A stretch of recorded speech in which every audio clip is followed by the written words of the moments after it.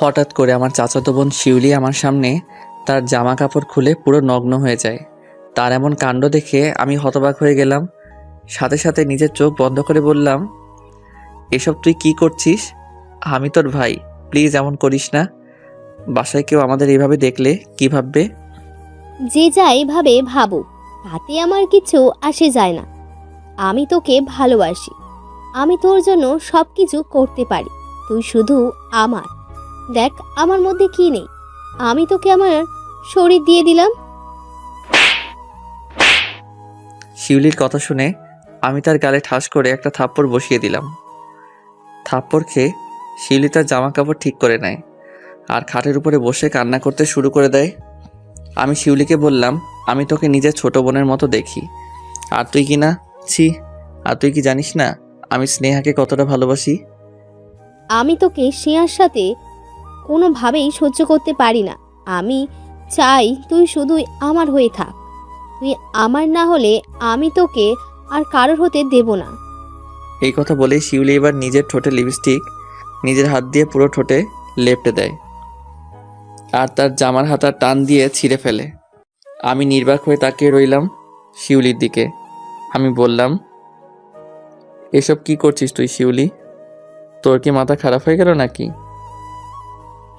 আমার মাথা খারাপ হয়ে গেছে। এখন দেখ আমি কি করি। এই কথা বলে শিউলি জোরে জোরে চিৎকার করতে শুরু করে দেয়। শিউলি চিৎকার শুনে সবাই দরজার সামনে চলে আসে।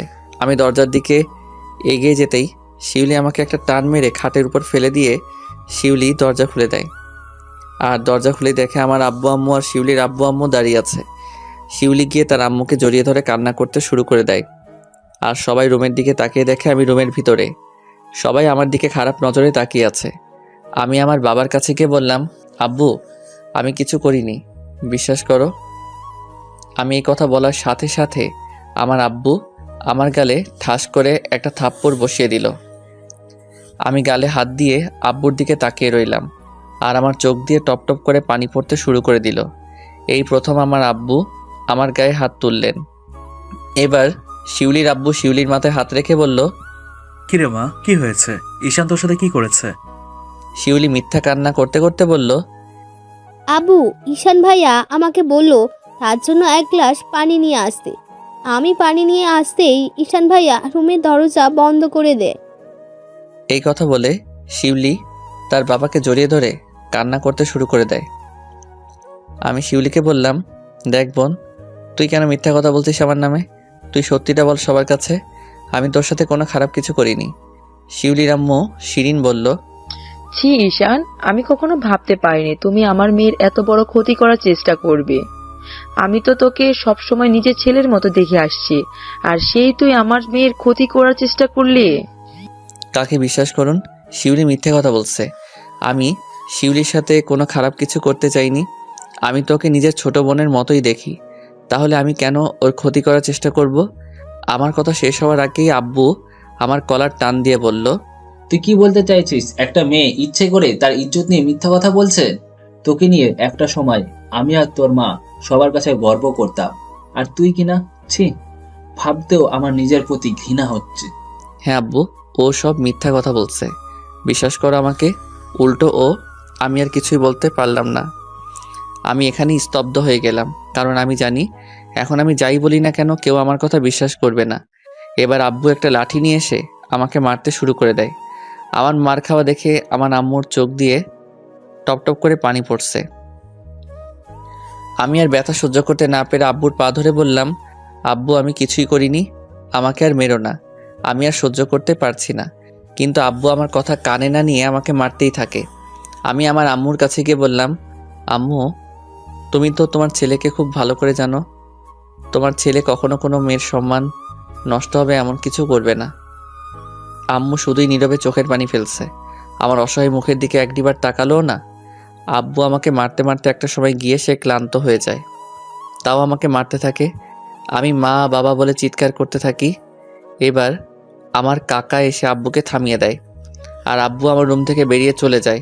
আমি শিউলির দিকে করুণার নজরে তাকিয়ে রইলাম। শিউলি আমার এমন অবস্থা দেখে মুচকি মুচকি হাসতে থাকে। একটু পরে সবাই আমার রুম থেকে বেরিয়ে চলে যায়। আমি ফ্লোরের উপরে পড়ে আছি।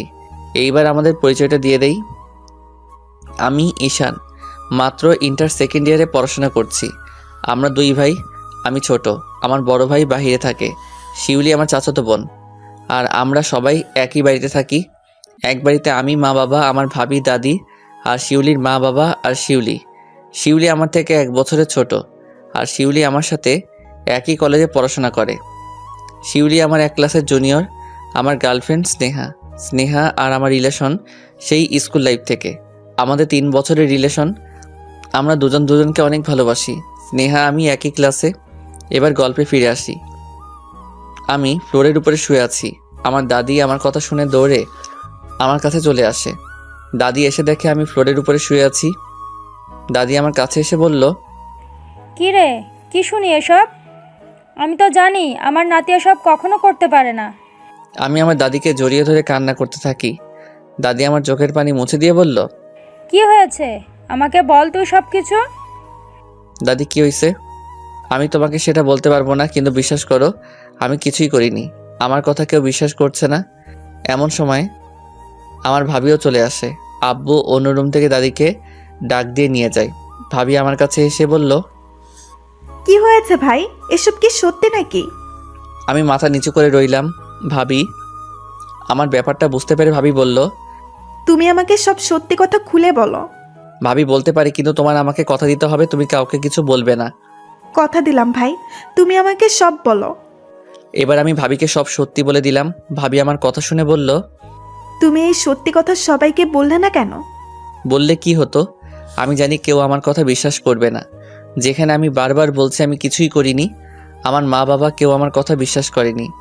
আমি গিয়ে সব বলে দিচ্ছি। আমার ভাবতেও খারাপ লাগছে শিউলি এমন একটা কাজ করতে পারলো। আমি গিয়ে সব কিছু বলে দিচ্ছি। ভাবি তুমি কিন্তু আমাকে কথা দিয়েছো কাউকে কিছু বলবে না। ভাবি আর কোনো কথা না বলে আমাকে খাটের উপর উঠিয়ে শুইয়ে দিল। রাতের খাবার খেয়ে সবাই ঘুমিয়ে পড়ে। কেউ একটিবারের জন্যেও আমাকে ডাকতে আসলো না। না খেয়ে রাতে ঘুমিয়ে পড়লাম। শরীর তেমন একটা ভালো না, পুরো শরীরে অনেক ব্যথা। তাই ঘুম থেকে উঠতে একটু দেরি হয়ে গেল। কোনো রকমভাবে রেডি হলাম কলেজে যাওয়ার জন্য। খাওয়ার টেবিলের সামনে গিয়ে দেখি আমার জন্য কোনো খাবার নেই।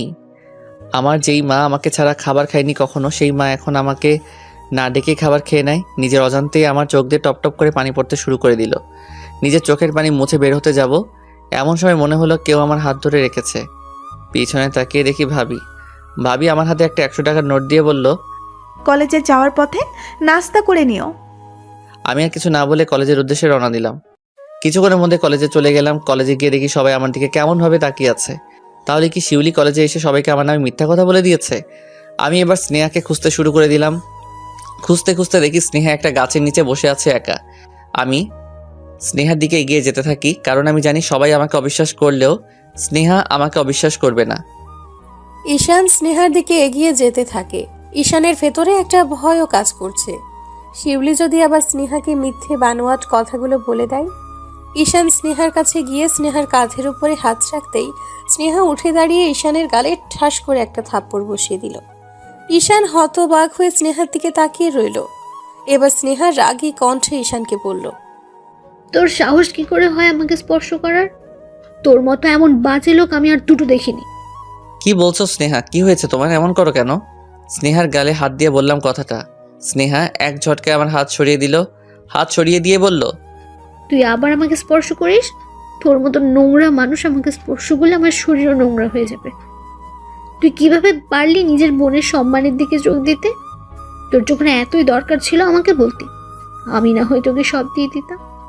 স্নেহা আমাকে বিশ্বাস করো, শিউলি সব মিথ্যা কথা বলছে। ও আমাকে ফাঁসিয়ে দিচ্ছে। একটা মেয়ের নামে আবার মিথ্যে কথা বলিস তুই?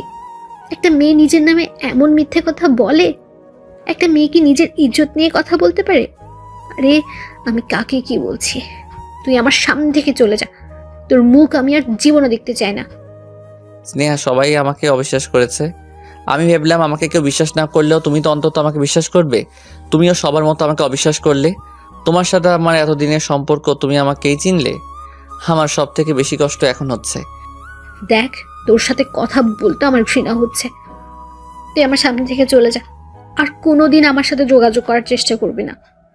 কোনো চরিত্রহীন লোকের সাথে আমি আর যোগাযোগ রাখতে চাই না।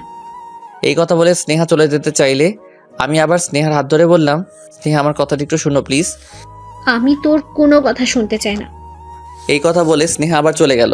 আমি কান্না করতে করতে ওখানে বসে গেলাম।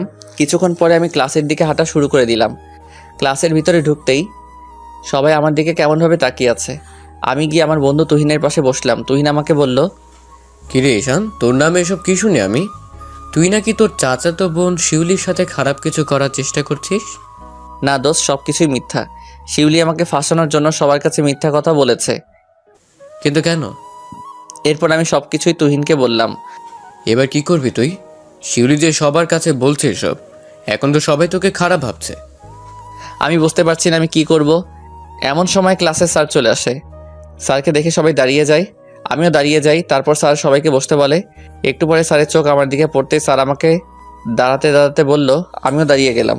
এবার স্যার বলল, ঈশান, তোমাকে আমি মনে করতাম তুমি খুব ভালো ছেলে, কিন্তু তুমি এমন কাজ করবে ভাবতে পারিনি। তোমার মতো ছেলেকে আমরা কিছুতেই কলেজে অ্যালাউ করতে পারি না, বলা যায় না। আবার কখন তুমি কার সাথে বাজে কাজ করার চেষ্টা করো, তুমি এক্ষুনি ক্লাস থেকে বেরিয়ে যাও। স্যারের কথা শুনে আমার চোখ দিয়ে পান বের হতে শুরু করে দিল। এমন সময় ক্লাসে স্যার চলে আসে। স্যারকে দেখে সবাই দাঁড়িয়ে যায়, আমিও দাঁড়িয়ে যাই। তারপর স্যার সবাইকে বসতে বলে। একটু পরে স্যারের চোখ আমার দিকে পড়তেই স্যার আমাকে দাঁড়াতে দাঁড়াতে বলল, আমিও দাঁড়িয়ে গেলাম। এবার স্যার বলল, ঈশান, তোমাকে আমি মনে করতাম তুমি খুব ভালো ছেলে, কিন্তু তুমি এমন কাজ করবে ভাবতে পারিনি। তোমার মতো ছেলেকে আমরা কিছুতেই কলেজে অ্যালাউ করতে পারি না, বলা যায় না। আবার কখন তুমি কার সাথে বাজে কাজ করার চেষ্টা করো, তুমি এক্ষুনি ক্লাস থেকে বেরিয়ে যাও। স্যার প্লিজ আমার সাথে এমন করবেন না। কিছুদিন পরেই আমার পরীক্ষা। আমার এতদিনের পরিশ্রম আমাকে কলেজ থেকে বের করে দিলে সব নষ্ট হয়ে যাবে। সেটা তোমার ব্যাপার, তোমার জন্য তো আমরা আমাদের কলেজের নাম খারাপ করতে পারি না। আর তোমাকে কলেজে রাখাও রিস্ক। যার কাছে নিজের বোনের ইজ্জতের মূল্য নাই, যে নিজের বোনের সতীত্ব নষ্ট করতে চায়, সে তো আবার অন্যদের উপরও নজর দিতে পারে। তুমি এক্ষুনি বের হয়ে যাও, নাহলে তোমাকে ঘাড় ধাক্কা দিয়ে বের করে দেবো। আমি আর কোনো কথা না বলে নিজের ব্যাগ নিয়ে ক্লাস থেকে বের হওয়ার সময় স্নেহার দিকে তাকালাম, কিন্তু স্নেহা আমার দিকে একটিবারও তাকালো না। নিজের অজান্তেই চোখ দিয়ে অঝরে পানি বের হতে শুরু করলো। আমি ক্লাস থেকে বেরিয়ে বাসার দিকে রওনা দিলাম। কিছুক্ষণের মধ্যে বাসায় পৌঁছে গেলাম। সোজা আমার রুমে গিয়ে ব্যাগ রেখে কান্না করতে শুরু করে দিলাম। আমার ভাবি আমার রুমে এসে দেখে আমি কান্না করছি। ভাবি এসে বলল, কি হলো, এত তাড়াতাড়ি চলে আসলে? আমি ভাবির সামনে মাথা নিচু করে বললাম, ভাবি আমাকে কলেজ থেকে বের করে দিছে। কেন? শিউলি আমার জীবনটা শেষ করে দিছে। সবাইকে বলছে আমি নাকি শিউলিকে ধর্ষণ করার চেষ্টা করেছি। আমি কি করব বুঝতে পারছি না। ভাই চিন্তা করো না, সব ঠিক হয়ে যাবে। কিভাবে কি ঠিক হবে? স্নেহা ও আমার সাথে সব সম্পর্ক শেষ করে দিছে। ও আমাকে ভুল বুঝলো, আমার কথা কেউ বিশ্বাস করেনি। আমি শুনলাম তোমার সাথে নাকি শিউলির বিয়ে ঠিক করতেছে। কি? আমি কখনো এই মেয়েকে বিয়ে করব না। দরকার হলে আমি আত্মহত্যা করব, তাও আমি কিছুতেই শিউলিকে বিয়ে করতে পারবো না। পাগল হয়ে গেলে নাকি ঈশান? এসব চিন্তা বাদ দিয়ে হাত মুখ ধুয়ে ফ্রেশ হয়ে নাও, আমি তোমার জন্য খাবার নিয়ে আসছি। এই কথা বলে ভাবি চলে গেল। একটু পরে শিউলি আমার রুমে আসে। শিউলি আমার কাছে এসে বলল, কি রে, কেমন দিলাম? ভালোই ভালোই বলেছিলাম, শুনলি না। তুই কেন করলি আমার সাথে এমন? আমার জীবনটা তুই নষ্ট করে দিলি। আমি তো তোর কোনো ক্ষতি করিনি, তাহলে তুই কেন আমার এমন ক্ষতি করলি? তুই সেটা ভালো করেই জানিস। যাই হোক, এবার আমাদের বিয়ের জন্য রেডি হয়ে যা। এই কথা বলে শিউলি চলে গেল। দেখতে দেখতে রাত হয়ে গেল। আমি আমার রুমে বসে আছি। এমন সময় আমার আব্বু এসে বলল, আগামীকাল তোর আর শিউলির বিয়ের প্রস্তুতি নেই। এই কথা বলে আব্বু চলে গেল। আমি কি করব বুঝতে পারছিলাম না। আমি স্নেহার ফোনে বারবার ফোন দিতে থাকি, কিন্তু স্নেহার ফোন অফ হয়ে আছে। আমার দাবি আমার রুমে আসে। আমি আমার দাদিকে জড়িয়ে ধরে কান্না করতে থাকি। এবার আমি দাদিকে বললাম, দাদি আমি শিউলিকে বিয়ে করতে পারবো না, তুমি আব্বুকে বলো প্লিজ। তুই তো তোর আব্বুকে খুব ভালো করে চিনিস, ও যেটা বলবে সেটাই করবে। কি আর করবি, বিয়েতে রাজি হয়ে যা। এই কথা বলে দাদি আমার মাথায় হাত বুলিয়ে চলে গেল। ঈশান বুঝতে পারছে না কি করবে সে। একদিকে স্নেহার ফোন অফ। একটু পরে ঈশান ঘুমিয়ে পড়ে। সকালে ঘুম থেকে উঠে দেখে বিয়ের সব কিছুই করা হচ্ছে। পাশে তাকিয়ে দেখে ঈশানের জন্য পাঞ্জাবি রাখা। ঈশান পাঞ্জাবিটা হাতে নিয়ে কান্না করতে থাকে। কিভাবে সে শিউলিকে বিয়ে করে তার সাথে সারা জীবন কাটাবে, যে মেয়েটা তার নামে এমন একটা মিথ্যে অপবাদ দিল যার কারণে ঈশান আজ সবার কাছে অবহেলার পাত্র হয়ে আছে। ঈশান পাঞ্জাবি হাতে নিয়ে কান্না করতে করতে বসে গেল। এমন সময় ঈশানের ভাবি তার রুমে এসে দেখে ঈশান কান্না করছে। ঈশান তার ভাবিকে দেখে চোখের পানি মুছে বসে থাকে। ভাবি এবার ঈশানের কাছে এসে বলল, ভাই আমি বুঝতে পারছি তোমার অনেক কষ্ট হচ্ছে। ভাবি আমি কি করব? আমি কিভাবে শিউলিকে বিয়ে করব? যে মেয়েকে আমি ছোট থেকে নিজের বোনের মতো জানতাম, সে আমার নামে এত বড় একটা মিথ্যা অপবাদ দিয়ে দিল।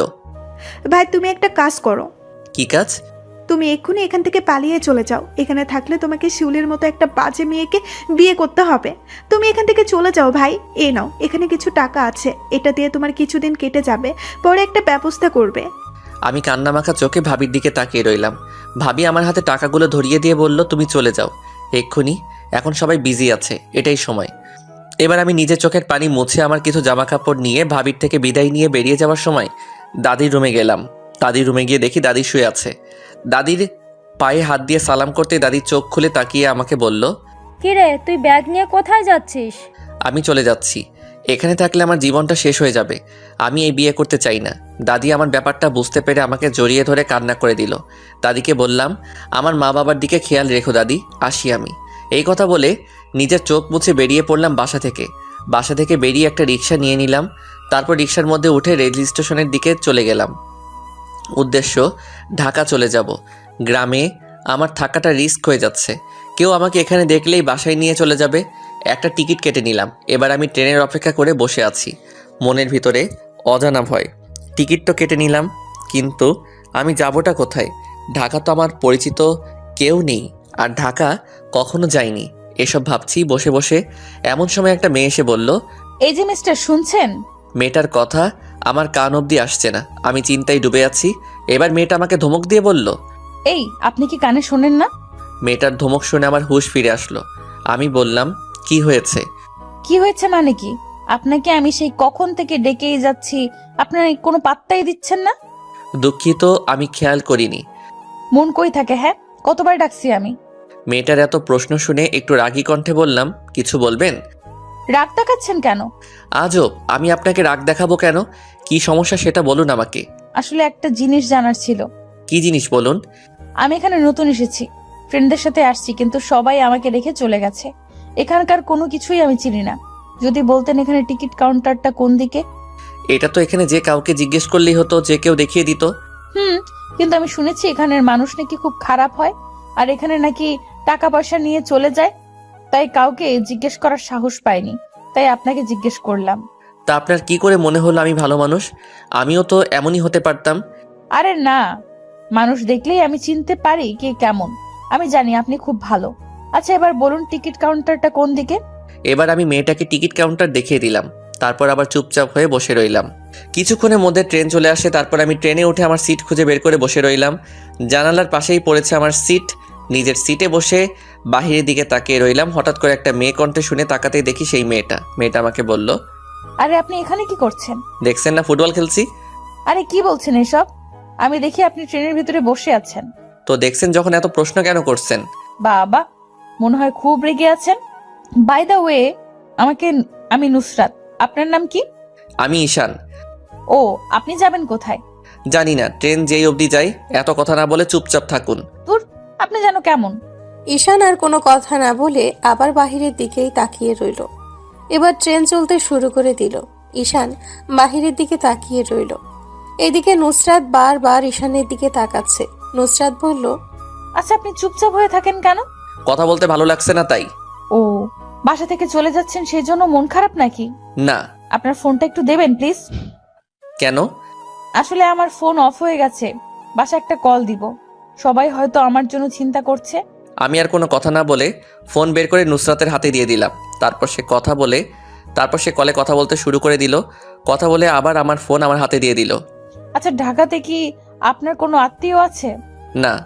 ও, আপনি থাকবেন কোথায়? তাও জানি না, দেখি আগে তো ঢাকা যাই, তারপর একটা ব্যবস্থা হয়ে যাবে। আচ্ছা আপনার পরিবারে কে কে আছে? আমার পরিবারে সবাই আছে। আচ্ছা আপনি কি চুপচাপ থাকতে পারেন না? কখন থেকে আমাকে প্রশ্ন করেই যাচ্ছেন, একটু চুপ থাকেন প্লিজ। নুসরাত আর কোনো কথা না বলে এবার চুপচাপ কিছুক্ষণ বসে রইল। যে মেয়ে কথা ছাড়া থাকতে পারে না সেই মেয়েকে চুপ করিয়ে রাখা তো আর সম্ভব নয়। নুসরাত আবার বলল, আচ্ছা, একটা কথা বলার ছিল। এবার আমি নুসরাতের দিকে চোখ রাঙিয়ে তাকাতেই নুসরাত ভয় বলল, না থাক, কিছু বলার নেই। এবার নুসরাত মনে মনে ঈশানকে বকা দিতে থাকে। কিছুক্ষণ পরে ট্রেন একটা স্টেশনে গিয়ে থামে লাঞ্চ ব্রেকের জন্য। সবাই একে একে ট্রেন থেকে নেমে যেতে থাকে। ঈশানও নামতে যাবে, এমন সময় ঈশান তাকিয়ে দেখে নুসরাত বসে আছে। ঈশান বলল, লাঞ্চ করবেন না? না, আমার খিদে নাই, আপনি গিয়ে খেয়ে আসুন। ও আচ্ছা, ঠিক আছে, আমি গেলাম। এই কথা বলে আমি ট্রেন থেকে নেমে গিয়ে হাত মুখ ধুয়ে একটা খালি টেবিলে এসে বসলাম। এর মধ্যে নুসরাত এসে আমার সামনে বসলো। কি ব্যাপার, নেমে চলে আসলেন কেন? আসলে আমার খুব খিদে পেয়েছে, কিন্তু সমস্যা হচ্ছে আমার কাছে টাকা নেই। যা ছিল সব টাকার টিকিট কেটে ফেলেছি। ট্রেন স্টেশনে আমাকে নিতে লোক আসবে। এখন আপনি আমার টাকাটা দিয়ে দেন, আমি ওখানে গেলে দিয়ে দিব। ঠিক আছে। এবার দুজনে খাওয়া দাওয়া করে ট্রেনে উঠে বসে। আবার ট্রেনের উপরে উঠে নিজের সিটে উপরে গিয়ে বসে। ট্রেনের মধ্যে উঠে ঈশান বাহিরের দিকে তাকিয়ে থাকে। নুসরাত এবার ঈশানকে বলল, চিন্তা করতে হবে না, আমি ট্রেন থেকে নেমে আপনার টাকা দিয়ে দেব। ঈশান মনে মনে বলতে থাকে, কি মেয়ের পাল্লাই পড়লাম রে, মেয়েটা একটু চুপচাপ থাকতে পারে না? একটা মানুষ কিভাবে এত কথা বলতে পারে? এমন সময় ভাবি কল দিল। তাড়াতাড়ি করে ফোন রিসিভ করলাম। ভাবি বলল, ঈশান, ঢাকা পৌঁছে গেছো নাকি? না ভাবি, এখনো ট্রেনে আছি, কিছুক্ষণের মধ্যেই পৌঁছে যাব। আচ্ছা, সাবধানে থেকো, তোমাকে সবাই খোঁজাখুঁজি করছে, অনেক ঝামেলা হচ্ছে এখানে। আর হ্যাঁ, আমি তোমাকে লুকিয়ে ফোন দিয়েছি, ঢাকা পৌঁছে আমাকে ফোন দিবে। আর যদি কোনো টাকার প্রয়োজন হয় আমাকে অবশ্যই বলবে, একদম লজ্জা পাবে না ভাই, ঠিক আছে? আচ্ছা ঠিক আছে, রাখলাম এখন, ভালো থেকো। ভাবি আব্বু আম্মু দাদি সবাই কেমন আছে? সবাই ভালো আছে, তোমাকে তাদের নিয়ে চিন্তা করতে হবে না। রাখলাম ভাই, আল্লাহ হাফেজ। এবার ঈশান মোবাইলে গান ছেড়ে দিয়ে কানে ইয়ারফোন লাগিয়ে গান শুনতে থাকে। কিছুক্ষণের মধ্যে ট্রেন ঢাকায় পৌঁছে যায়। নুসরাত আগে ট্রেন থেকে নেমে যায়। ঈশান একটু পরে ট্রেন থেকে নেমে দেখে নুসরাত নেই। ঈশান একটা মুচকি হাসি দিয়ে হাঁটতে শুরু করে দেয়। মনের ভেতর ভয়, নতুন জায়গা, রাস্তাঘাট কিছুই চিনে না। যেদিকে তাকায় সেদিকেই শুধু বড় বড় দালান কোঠা। ঈশান হাঁটতে হাঁটতে ক্লান্ত হয়ে পড়ে, আবার খিদেও পেয়েছে। তাই সে একটা ছোটখাটো খাওয়ার হোটেল খুঁজে বের করে খাবার খেয়ে নেয়। রাত হয়ে গেল, এখন সে কোথায় থাকবে সেই চিন্তাও মাথায় ঘুরপাক খাচ্ছে। সে যে একটা বাসা নিবে সেই টাকাও তার কাছে নেই। ঈশান হাঁটতে হাঁটতে একটা ছোট টেবিল দেখতে পায়। এতক্ষণে ঢাকা শহর খালি হয়ে গেছে, রাস্তায় কোনো মানুষ নেই, নেই কোনো গাড়ি। ঈশান আর কোনো উপায় না পেয়ে টেবিলের ওপরে ব্যাগ রেখে সে ওখানেই ঘুমিয়ে পড়ে। কিন্তু কিছুক্ষণের মধ্যেই তার ঘুম ভেঙে যায়। ঈশান চোখ খুলে তাকিয়ে দেখে কয়েকজন মাতাল তার সামনে দাঁড়িয়ে আছে। ঈশান তাদের দেখে একটু ভয় পেয়ে যায়। এবার ঈশান মোবাইলে গান ছেড়ে দিয়ে কানে ইয়ারফোন লাগিয়ে গান শুনতে থাকে। কিছুক্ষণের মধ্যে ট্রেন ঢাকায় পৌঁছে যায়। নুসরাত আগে ট্রেন থেকে নেমে যায়। ঈশান একটু পরে ট্রেন থেকে নেমে দেখে নুসরাত নেই। ঈশান একটা মুচকি হাসি দিয়ে হাঁটতে শুরু করে দেয়। মনের ভেতর ভয়, নতুন জায়গা, রাস্তাঘাট কিছু চিনে না। যেদিকেই তাকায় সেদিকেই শুধু বড় বড় দালান কোঠা। ঈশান হাঁটতে হাঁটতে ক্লান্ত হয়ে পড়ে, আবার খিদেও পেয়েছে। তাই সে একটা ছোটখাটো খাওয়ার হোটেল খুঁজে বের করে খাবার খেয়ে নেয়। রাত হয়ে গেল, এখন সে কোথায় থাকবে সেই চিন্তাও মাথায় ঘুরপাক খাচ্ছে। সে যে একটা বাসা নিবে সেই টাকাও তার কাছে নেই। ঈশান হাঁটতে হাঁটতে একটা ছোট টেবিল দেখতে পায়। এতক্ষণে ঢাকা শহর খালি হয়ে গেছে, রাস্তায় কোনো মানুষ নেই, নেই কোনো গাড়ি। ঈশান আর কোনো উপায় না পেয়ে টেবিলের ওপরে ব্যাগ রেখে সেখানেই ঘুমিয়ে পড়ে। কিন্তু কিছুক্ষণের মধ্যে তার ঘুম ভেঙে যায়। ঈশান চোখ খুলে তাকিয়ে দেখে কয়েকজন মাতাল তার সামনে দাঁড়িয়ে আছে। ঈশান তাদের দেখে একটু ভয় পেয়ে যায়। একজন মাতাল বলল, কিরে, তোর বাসা কোথায়? বাসায় না গিয়ে এখানে কি করিস? ঢাকা শহরে আমার কেউ নেই, আমি আজকে প্রথম ঢাকা আসছি, তেমন কিছুই চিনি না, কোনো বাসা না পেয়ে এখানেই ঘুমিয়ে আছি। একজন একজনের দিকে তাকিয়ে মুচকি মুচকি হাসতে থাকে। তারা মনে মনে ভাবছে একটা মুরগি পেয়ে গেলাম। একজন বলল, তোর ব্যাগের ভিতর কি আছে, বের কর। ভাই, আমার ব্যাগে জামা কাপড় ছাড়া আর কিছুই নেই। একজন একটা চাকু বের করে বলল, তোর কাছে কি কি আছে সব আমাদের দিয়ে দে। চাকু দেখে আমি একটু ভয় পেয়ে গেলাম। আমি তাদের কাছে হাত জোর করে কান্না মাখা গলায় বললাম, দেখুন, আমি এখানে নতুন আর আমি বাসা থেকে পালিয়ে আসছি। তাদের মধ্যে একজন সবাইকে থামিয়ে দিয়ে বলল, তুই পালিয়ে আসলে কেন? বাসায় কি কোনো সমস্যা হয়েছে? এবার আমি সব ঘটনা তাদেরকে খুলে বললাম। একজন আমার কথা শুনে চোখের পানি পড়তে শুরু করে। সে আমাকে বলল, তোমার মতো আমিও পরিবারে অবহেলা পেয়ে আজ বাড়ি ছাড়া হয়েছি। তোমার কষ্ট আমি বুঝতে পারছি। রাতের খাবার খেয়েছো? জি ভাই। শোনো, এখানে কোনো সমস্যা হলে আমাকে জানাবে, ঠিক আছে? আর এই নাও, এখানে কিছু টাকা আছে, তোমার কাজে লাগবে। আমি আসি। আমার হাতে কিছু টাকা দিয়ে চলে গেল। আমি আবার ওখানেই ঘুমিয়ে পড়ি। গাড়ির শব্দ শুনে আমার ঘুমটা ভেঙে যায়। চোখ খুলে দেখি সকাল হয়ে গেছে, কিন্তু আমার ব্যাগটা আর নেই। আশেপাশে আমার ব্যাগ খুঁজতে থাকি, কিন্তু ব্যাগ খুঁজে পাচ্ছি না। আমার আর বুঝতে বাকি রইল না যে কেউ নিয়ে গেছে আমার ব্যাগ। এবার হাঁটতে শুরু করে দিলাম। এখন আমার কাছে গায়ের জামা কাপড় ছাড়া আর কিছুই নেই। একটা দোকানে গিয়ে নাস্তা করলাম। নাস্তা শেষ করে আবার হাঁটতে শুরু করে দিলাম অজানা পথের উদ্দেশ্যে। একটু সামনে যেতেই দেখি একটা বাচ্চা ছেলে ফুটবল নিয়ে খেলা করছে রাস্তার মধ্যে। হঠাৎ করে দেখি একটা গাড়ি খুব দ্রুত গতিতে ছুটে আসছে। আমি বাচ্চাকে কয়েকটা ডাক দিলাম, কিন্তু সে খেলা করেই যাচ্ছে। আমি আর কোনো চিন্তা না করে এক দৌড় দিলাম। গাড়িটাও বাচ্চাটার খুব কাছে চলে আসে। আমি তাড়াতাড়ি করে বাচ্চাটাকে রাস্তার সাইডে নিয়ে যেতেই আমি ধাক্কা খেলাম একটা পিলারের সাথে। আমার কপাল ফেটে রক্ত বের হয়ে যেতে থাকে, আর আমি সেখানেই অজ্ঞান হয়ে পড়ি। আমার আর কোনো কিছুই মনে নাই। জ্ঞান ফিরতেই নিজেকে হাসপাতালের বেডের উপরে আবিষ্কার করলাম। পাশে তাকিয়ে আমি হতবাক হয়ে গেলাম। আমার সামনে দাঁড়িয়ে আছে সেই মেয়েটি যার সাথে আমার ট্রেনের মধ্যে পরিচয় হয়েছে। আমি একটু উঠে বসতে চাইলাম, তখনই কপালে একটু ব্যথা অনুভব হলো। কপালে হাত দিয়ে দেখি ব্যান্ডেজ করা। আমি নুসরাতের দিকে তাকিয়ে বললাম, আমি এখানে কি করে আসলাম? আপনাকে এখানে আমার আব্বু নিয়ে আসছে। আপনি যাকে বাঁচাতে গিয়ে অ্যাক্সিডেন্ট করছেন সে আমার ছোট ভাই। আপনাকে যে কি বলে ধন্যবাদ দিব তার কোনো ভাষা জানা নেই আমাদের। এমন সময় নুসরাতের আব্বু চলে আসে আমার কেবিনের ভিতরে। উনি এসে আমার পাশে বসে বলল, বাবা তুমি এখন কেমন আছো? জি আঙ্কেল, এখন একটু ভালো আছি। নুসরাত বলল, আব্বু তোমাকে আমি একটা ছেলের কথা বলেছিলাম না, যে ট্রেনে পরিচয় হলো, উনি সেই ছেলে। তাই নাকি? বাবা তোমাকে যে কি বলে ধন্যবাদ দিব। আঙ্কেল ধন্যবাদ দেওয়ার কিছু নাই, এখানে অন্য কেউ হলেও এইভাবেই এগিয়ে আসতাম। আঙ্কেল একটা কথা বলার ছিল। কি কথা বাবা? আঙ্কেল আমার ফোনটা পাচ্ছি না, ওটা কি আপনাদের কাছে? না তো বাবা, তোমাকে অজ্ঞান অবস্থায় দেখে আমি তোমাকে তাড়াতাড়ি করে হাসপাতালে নিয়ে আসছি। হয়তো ফোন কোথাও পড়ে গেছে। আচ্ছা তোমার নাম্বারটা দাও, আমি দেখি কল যায় কিনা। এবার আমি নাম্বার দিয়ে দিলাম। আঙ্কেল ফোন দিয়ে দেখে নাম্বার ওয়াপ। বুঝতে বাকি রইল না যে মোবাইলটা কেউ নিয়ে গেছে। মন খারাপ করে বসে রইলাম আমি। আঙ্কেল বলল, বাবা চিন্তা করো না, আমি তোমাকে একটা নতুন ফোন আর সিম কিনে দিব। আঙ্কেল আমার সিমটা দরকার ছিল, ওখানে সবার নাম্বার ছিল। এখন আমি বাড়ির সবার খোঁজ কিভাবে নেব? বাবা বুঝতে পারছি আমি। আচ্ছা তুমি যাবে কোথায়? ঢাকা। তুমি কার কাছে আসছো? আমি মাথা নিচু করে বসে রইলাম। আঙ্কেল আবার বলল, কি হলো বাবা? আঙ্কেল এখানে আমার কেউ নেই, আমি এখানে নতুন এসেছি। আমার একটা সমস্যা হয়েছে, আর কাল রাতে আমার ব্যাগ নিয়ে চলে গেছে। ও আচ্ছা, তা বাসায় কি সমস্যা হয়েছে বলা যাবে? আসলে আঙ্কেল আমাকে মিথ্যা অপবাদ দিয়েছে। আমার পরিবারের অবহেলা সহ্য করতে না পেরে আমি বাসা থেকে বের হয়ে গেলাম। এবার আঙ্কেল আর নুসরাতকে সব কিছু খুলে বললাম। আমার কথা শুনে নুসরাত আর তার বাবার চোখে পানি চলে আসলো। আঙ্কেল আমাকে বলল, তাহলে তুমি এখন থাকবে কোথায়? নুসরাত বলল, বাবা ওনাকে আমাদের বাসায় নিয়ে গেলে কেমন হয়? বাসা তো খালিই পড়ে আছে। ঠিক কথা বলেছিস। তাহলে বাবা তুমি আমাদের সাথে বাসায় চলো। আঙ্কেল আমার জন্য আপনাদের বাসায় সমস্যা হতে পারে। কোনো সমস্যা হবে না, তুমি আমাদের সাথে চলো। তুমি গেলে সবাই আরও অনেক বেশি খুশি হবে। এবার আমি রাজি হয়ে গেলাম। আঙ্কেলের কথা শুনে আমি রাজি হয়ে গেলাম তাদের বাসায় যাওয়ার জন্য।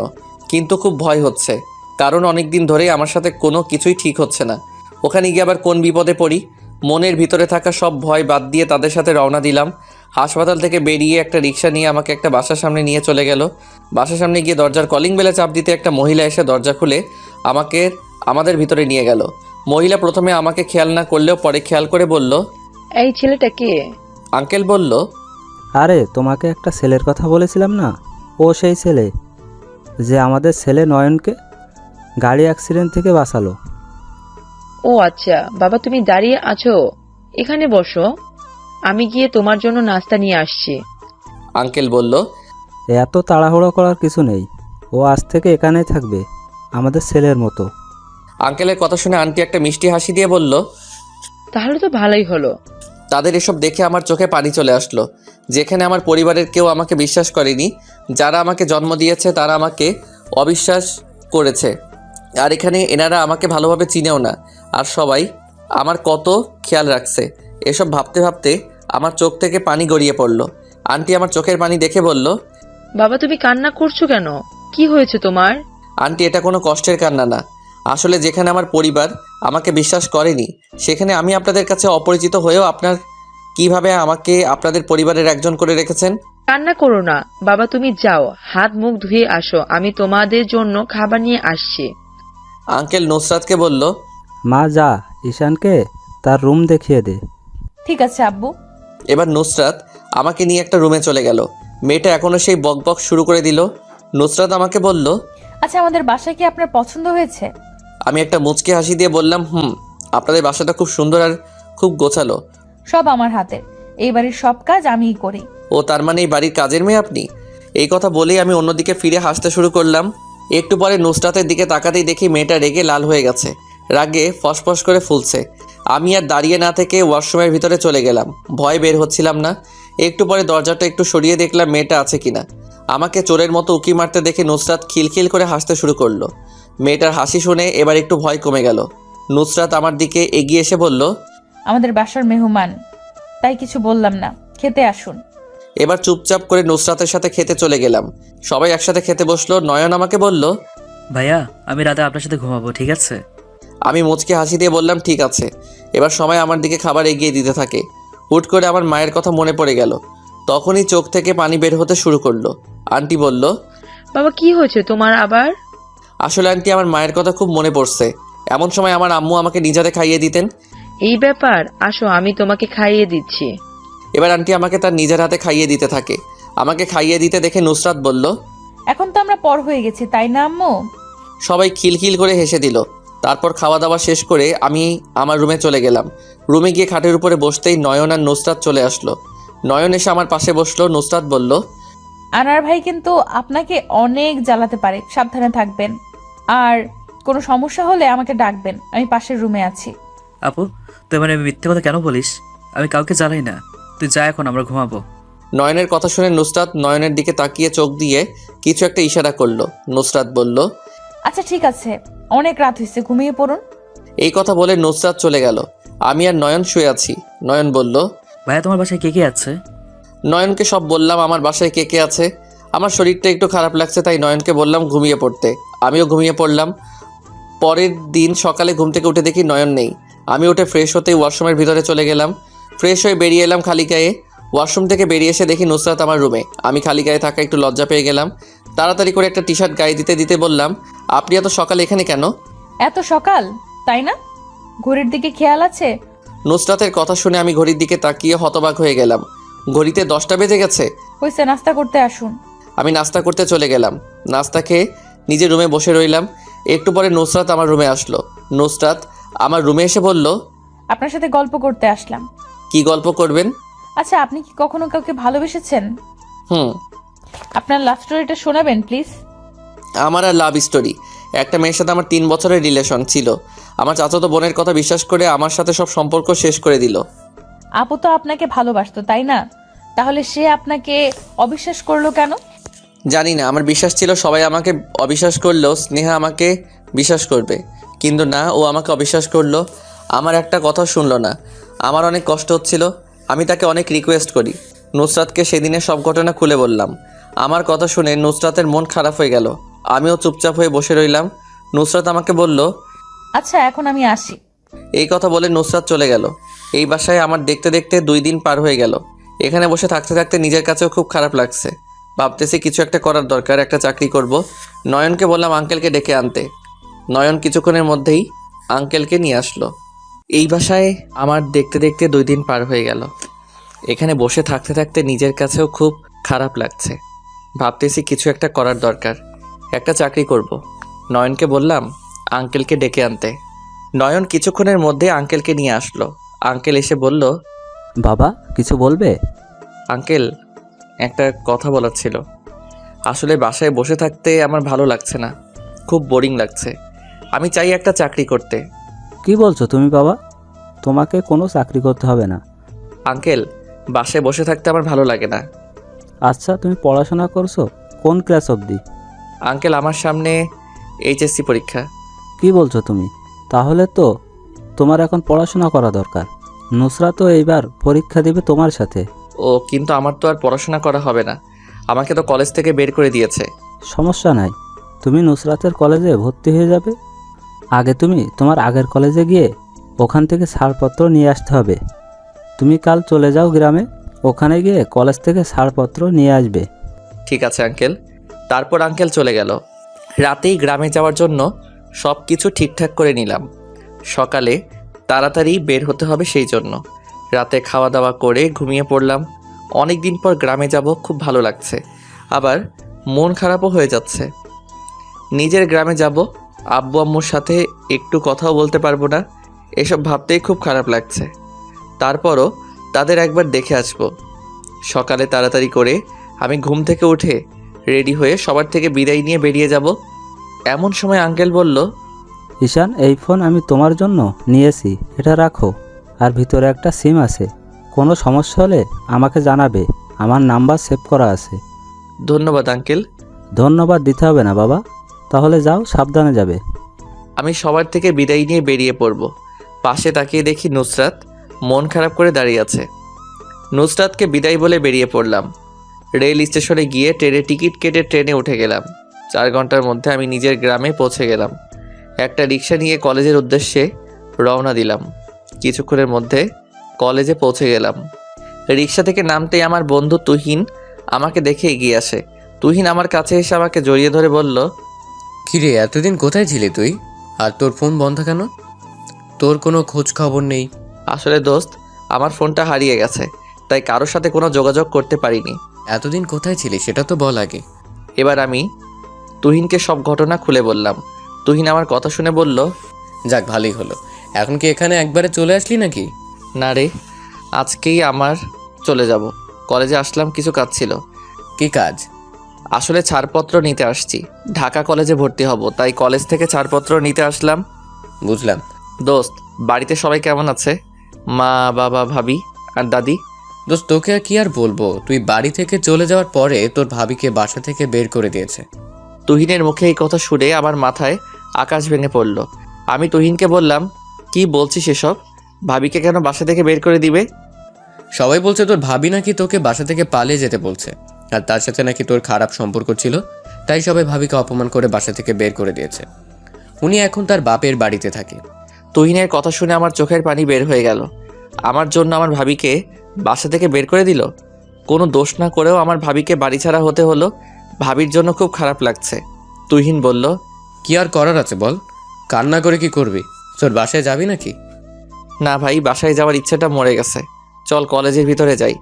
আচ্ছা, স্নেহা কেমন আছে দোস্ত? স্নেহা তো ভালো আছে, সবসময় হাসি খুশিভাবে থাকে। মনে হয় তোকে ভুলেই গেছে। আমি আর কোনো কথা বললাম না, সোজা কলেজের ভিতরে চলে গেলাম। ছাড়পত্র নিয়ে অফিস রুম থেকে বের হবো, এমন সময় দেখি স্নেহা একটা ছেলের সাথে কথা বলছে। স্নেহাকে অন্য একটা ছেলের সাথে কথা বলতে দেখে খুব খারাপ লাগছিল। স্নেহার সাথে কথা বলতে খুব ইচ্ছে করছে, তাই ভাবলাম ওর সাথে একটু কথা বলে আসি। তাই স্নেহার দিকে এগিয়ে গিয়ে বললাম, স্নেহা কেমন আছো? স্নেহা আমার দিকে একবার তাকিয়ে আবার নিজের মুখ ঘুরিয়ে নিল। আমি আবার স্নেহা বলে ডাক দিলাম। স্নেহা বলল, আমি কোনো ধর্ষকের সাথে কথা বলতে চাই না। আপনি আমার সামনে থেকে চলে যান। আপনার মুখ দেখতেও আমার খারাপ লাগে। আমি কিছু বলার ভাষা খুঁজে পাচ্ছি না, অঝরে চোখের পানি পড়ছে। তুহিন আমার কাছে এসে বলল, এখানে দাঁড়িয়ে আর কত অপমান সহ্য করবি তুই? চল এখান থেকে। তুহিন আমাকে টেনে নিয়ে চলে গেল। এমন সময় আমার ফোনটা বেজে উঠল। ফোনের দিকে তাকিয়ে দেখি নুসরাত কল দিয়েছে। চোখের পানি মুছে ফোনটা রিসিভ করলাম। নুসরাত বলল, সবকিছু ঠিকঠাক ভাবে হয়েছে তো? হুম। আসবেন কখন? একটু পরে চলে আসবো। খাওয়া দাওয়া করছেন? হুম। আচ্ছা, বাসায় আসলে কথা হবে, ফোন রাখি। সাবধানে আসবেন। এই কথা বলে নুসরাত ফোন কেটে দিল। আমি তুহিনের থেকে বিদায় নিয়ে ঢাকার উদ্দেশ্যে রওনা দিলাম। 4 ঘন্টার মধ্যে ঢাকা পৌঁছে গেলাম। তারপর একটা রিক্সা নিয়ে বাসার সামনে চলে গেলাম। বাসার সামনে গিয়ে দরজার কলিং বেলে চাপ দিতেই আন্টি এসে দরজা খুলে দিল। বাবা, ওখানে সব ঠিকঠাক আছে তো? আন্টি আমার শরীরটা খুব ক্লান্ত হয়ে আছে, আমার একটু রেস্ট করা দরকার। আচ্ছা বাবা, যাও, তুমি রেস্ট নাও। তারপর আমি রুমে গিয়ে ঘুমিয়ে পড়লাম। রাতের খাবার খাওয়ার জন্য নুসরাত আমাকে ডাকতে আসলো। উঠুন এবার, খাবার তো খেতে হবে নাকি? আমার খেতে ইচ্ছে করছে না, আপনারা খেয়ে নিন। সবাই আপনার অপেক্ষা করে বসে আছে, আসুন। আচ্ছা ঠিক আছে, আপনি যান, আমি আসছি। ওকে, তাড়াতাড়ি আসবেন। আমি হাত মুখ ধুয়ে খাবার খেতে চলে গেলাম। সবাই খাওয়া দাওয়া শেষ করে সোফায় এসে বসলো, আমিও বসলাম। আমাকে আঙ্কেল বলল, ঈশান, ওখানে কোনো সমস্যা হয়নি তো? তোমার বাসায় গিয়েছিলে? না আঙ্কেল, ওখানে একটা সমস্যা হয়ে গেছে। আমার জন্য আমার ভাবিকে বাসা থেকে বের করে দিয়েছে। কি বলছো তুমি? আঙ্কেল, আমার কাছে খুব খারাপ লাগছে। আমার ভাবি তো কোনো অন্যায় করেনি। আমার ভাবিকে কেন বিনা দোষে বাসা থেকে বের হতে হলো? সব আমার জন্য হলো। বাবা, নিজেকে দোষ দিও না, দেখবে সব ঠিক হয়ে যাবে। এখন যাও, ঘুমিয়ে পড়ো। কাল নুসরাতের সাথে কলেজে যাবে, নুসরাত তোমাকে নিয়ে গিয়ে ভর্তি করিয়ে দিবে। আপনাদের কি বলে যে ধন্যবাদ দেব সেটার ভাষা আমার জানা নেই। আমি তো ভাবছি আমার পড়াশোনা এখানেই শেষ হয়ে যাবে। বোকা ছেলে, আমি তো তোমার বাবারই মতো, বাবাকে ধন্যবাদ দিতে হয় নাকি? এখন রুমে চলে যাও। তারপর আমি নিজের রুমে চলে গেলাম। রুমে গিয়ে খাটের উপরে বসতেই নুসরাত আমাকে বলল, আসতে পারি? আসুন। স্নেহার সাথে দেখা হয়েছে? হুম। ও, তো কথা হয়েছে? না। কেন? এবার আমি নুসরাতের কাছে সবকিছু বললাম। নুসরাত আমার কথা শুনে স্তব্ধ হয়ে গেল। একটু পরে নুসরাত চলে গেল, আমিও ঘুমিয়ে পড়লাম। পরের দিন সকালে ঘুম থেকে উঠে কলেজে যাওয়ার জন্য রেডি হয়ে নিলাম। তারপর আমি আর নুসরাত নাস্তা করে আঙ্কেল আন্টির থেকে বিদায় নিয়ে বেরিয়ে পড়লাম। রাস্তায় গিয়ে দেখি কোনো গাড়ি নেই। অনেকক্ষণ দাঁড়িয়ে থাকার পরে একটা রিক্সা দেখতে পেলাম। রিক্সার মধ্যে আগে নুসরাত উঠে বসে। নুসরাতের পাশে বসতে আমার কাছে কেমন যেন লাগছে, তাই নুসরাত আর আমার মাঝে একটু গ্যাপ করে বসলাম। এমনভাবে বসে আছি যে কিছুর সাথে ধাক্কা খেলেই আমি নিচে পড়ে যাব। আমার এমন অবস্থা দেখে নুসরাত মুচকি মুচকি হাসতে থাকে। নুসরাত এবার বলল, ঠিক আছে, বসুন, আবার রিক্সা থেকে পড়ে যেতে পারেন। না, আমি ঠিক আছি। এই কথা বলে চুপচাপ হয়ে গেলাম। কিছুক্ষণের মধ্যেই আমরা কলেজের কাছে পৌঁছে গেলাম। নুসরাত আমাকে নিয়ে সোজা অফিস রুমে নিয়ে গেল। ভর্তির সব কাজ শেষ করে নুসরাত ক্লাসে চলে যায়। আসলে স্যার নুসরাতকে ক্লাসে চলে যেতে বলছে, আমাকে অফিসেই বসে থাকতে বলল। স্যার আমাকে নিয়ে ক্লাসে যাবে আর সবার সাথে পরিচয় করিয়ে দিবে। একটু পর স্যার আমাকে নিয়ে ক্লাসের দিকে চলে গেল। আমি ক্লাসের ভিতরে যেতেই আমার দিকে সবাই তাকিয়ে রইল, যেন তারা একটা ভূত দেখতে পারছে তাদের চোখের সামনে। আমি স্যারের সাথে ক্লাসের ভিতরে যেতেই সবাই আমার দিকে তাকিয়ে রইল। এবার স্যার সবাইকে আমার সাথে পরিচয় করিয়ে দিয়ে চলে গেল। আমি গিয়ে একটা ছেলের সাথে বসলাম। ছেলেটার নাম নিলয়। নিলয় আমার দিকে হাত বাড়িয়ে বলল, হাই, আমি নিলয়। হ্যালো, আমি ঈশান। আপনি কি কলেজে নতুন এসেছেন? আজ থেকে আমরা ফ্রেন্ড, ওকে? ঠিক আছে। হ্যাঁ, বাসা কোথায় আপনার? আমরা না ফ্রেন্ড তো আপনি করে বলার কিছু নাই, তুই করে বলতে পারেন। হ্যাঁ ঠিক আছে, বাসা কই তোর? আমি নিলয়কে আমার সব পরিচয় দিয়ে দিলাম। একটু পরে স্যার এসে ক্লাস শুরু করলো। স্যার আমাকে দেখে দাঁড় করিয়ে আমার পরিচয় নিয়ে নিল। স্যার নিজের ক্লাস শেষ করে চলে গেল। এবার ক্লাসের ছেলেমেয়ে সবাই আমার সাথে পরিচয় হতে আসলো। সবার সাথে একটু দূরে দাঁড়িয়ে রইল নুসরাত। একটা জিনিস খুব ভালো লাগলো, যেখানে সবাই খুব ফ্রেন্ডলি। আজকের মতো কোনো রকমভাবে ক্লাস শেষ করে আমি আর নুসরাত কলেজ থেকে বেরিয়ে হাঁটতে শুরু করলাম। নুসরাত আমাকে বলল, এই শোনেন, আপনি কিন্তু কোনো মেয়ের সাথে বেশি কথা বলতে পারবেন না বলে দিলাম। কেন? জানি না, বলবেন না বলছি, বলবেন না।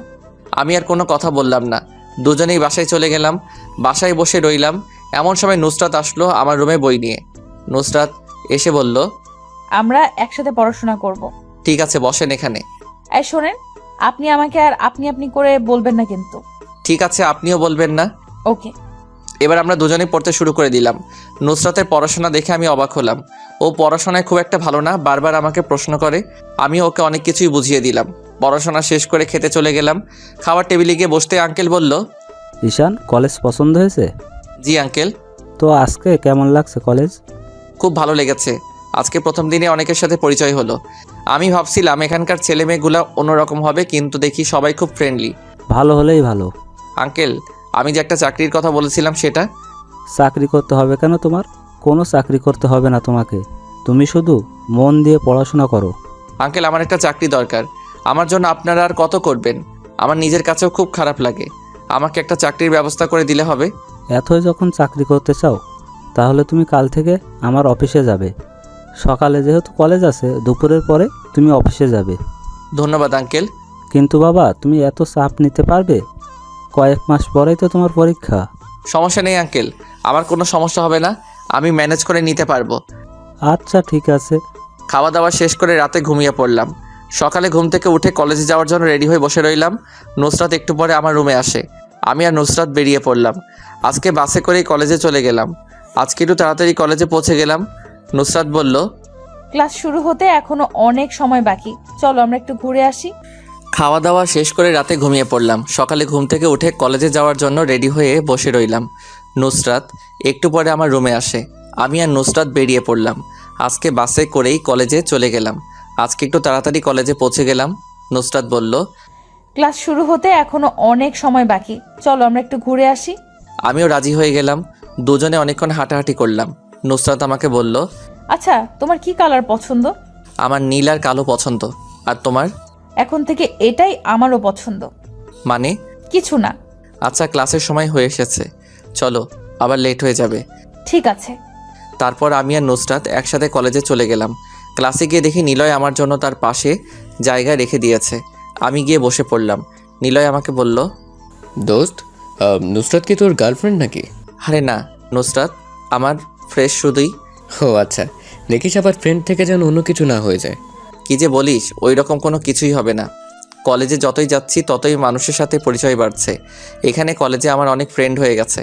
নুসরাত এখন আর আগের মতো আমার সাথে কথাও বলে না। কলেজে আসে চুপচাপ থাকে, বাসায়ও তেমন কথা হয় না। কেন হঠাৎ করে মেয়েটা এত চুপচাপ হয়ে গেল বুঝতে পারছি না।